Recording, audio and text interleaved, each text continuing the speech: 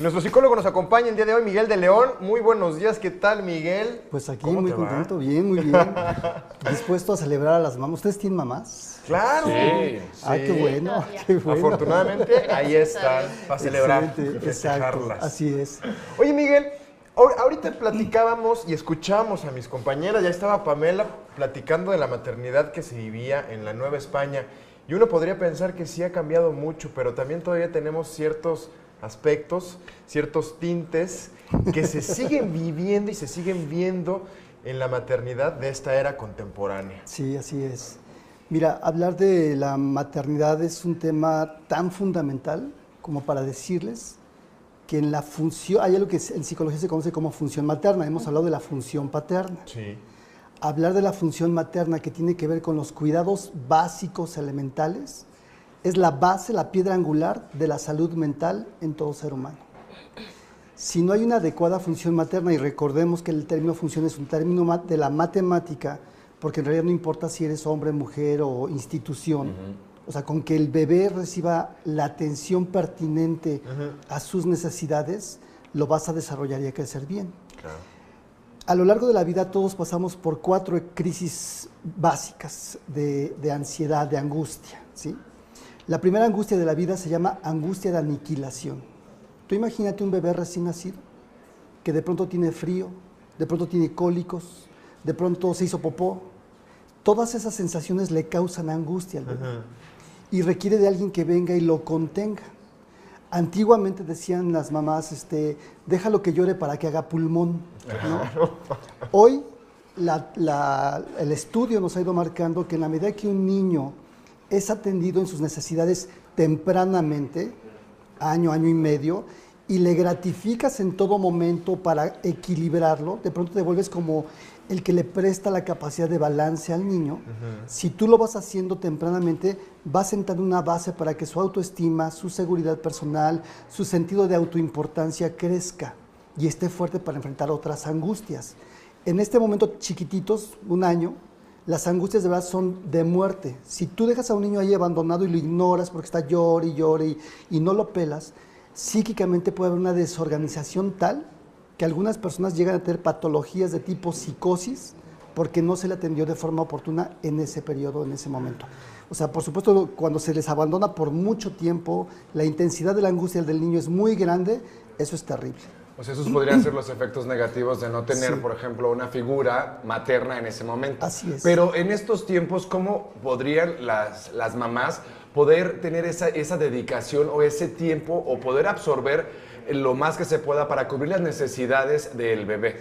Mira, lo más importante es tener el deseo de ser madre o padre, ¿sí? Porque si no tienes el deseo, si se te chispoteó y de pronto tienes 18 años y tienes ganas de irte a la fiesta y tienes ganas de estudiar y tienes ganas de superarte y no de ser mamá o papá, pues ya tenemos una complicación bien severa.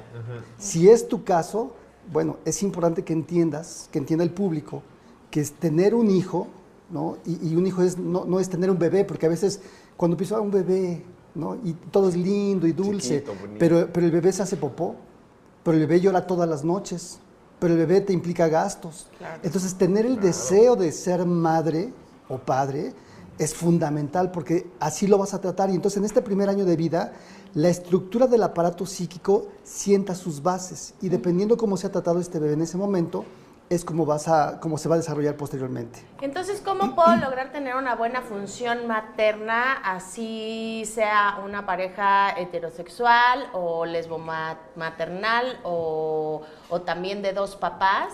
O sea, ¿cómo pueden lograr tener una buena función materna y que este bebé siente bien sus bases y se desarrolle bien para la siguiente crisis, que nos decías que había 4? Exacto. Lo importante es ser consciente de que si decides recibir a un ser en tu vida, va a requerir de tu tiempo, de tu atención, de tu dinero, de tu disposición y enfrentar los retos que esto implica. Lo que también implica un nivel de madurez en ti, lo cual no es fácil.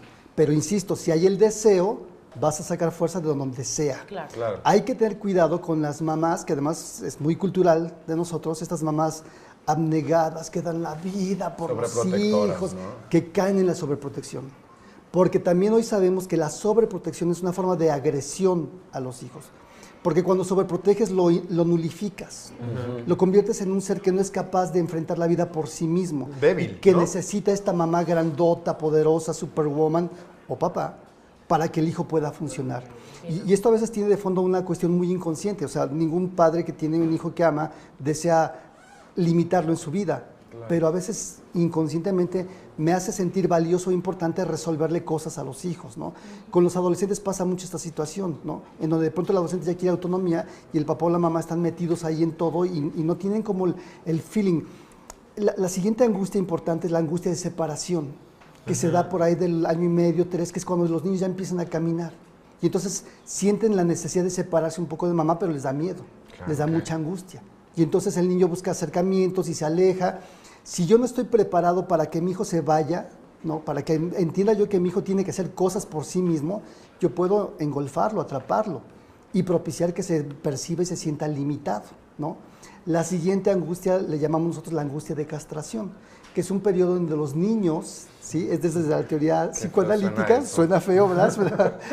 Fuerte. Mira, los niños hacen teorías de la sexualidad. Si tú observas a los niños, y cuando los niños descubren por ahí de los 3, 6 años que el niño y la niña son diferentes en su cuerpo, y ven que el niño tiene pene y la niña tiene vagina, y observa que no dije no tiene vagina, no tiene pene, perdón, ¿sí? Sino tiene, no le falta nada, pero los niños tienden a pensar, ella no tiene pene, se lo quitaron, se lo cortaron, ¿no? Es una fantasía de los niños, una explicación que se ve en muchos niños, no en todos. Es un razonamiento. Exacto. Y en ese razonamiento, si nosotros no les ayudamos a aclarar y a entender justamente que hay diferencias, los niños o las niñas tienen esta fantasía de que le cortaron ahí algo y le falta algo y ya empieza a generarse una situación de angustia, de conflicto. Es muy importante que papá y mamá ahí lo sepan contener y lo sepan apoyar. Pero además este momento es crucial para la salud mental posterior de cualquier ser humano. Si en ese momento, que además los niños son muy, buscan, no todos, ¿no? Pero en muchos casos sí, buscan estar muy cerca de papá, las niñas, muy cerca de mamá, los niños, y no les ponemos estos límites y no les hacemos saber que no pueden tener todo lo que quieren, esto puede sentar las bases para una patología grave en lo futuro. Síndrome. En este momento se instaura la imagen de la ley, ¿sí? En el aparato mental. Y pues bueno, esto nos da para hablar muchísimas cosas más, pero los dejo ahí picados, Ay, muchachos. nos quedamos Y los tres cortísimos. así. Nos faltaron las otras dos ansiedades y crisis que nos dirás más adelante. Sí, con ¿no? todo gusto, sí, que es la angustia de la pérdida del amor. Ajá. Y la angustia es aniquilación, separación, castración y la pérdida del amor. O Ya sea vivo en que, esa desde hace años. sí, bueno. La consulta es terminando el programa, Andrés, pero muchísimas gracias por estar con nosotros. Gracias, Definitivamente muchachos. nos das estos temas que son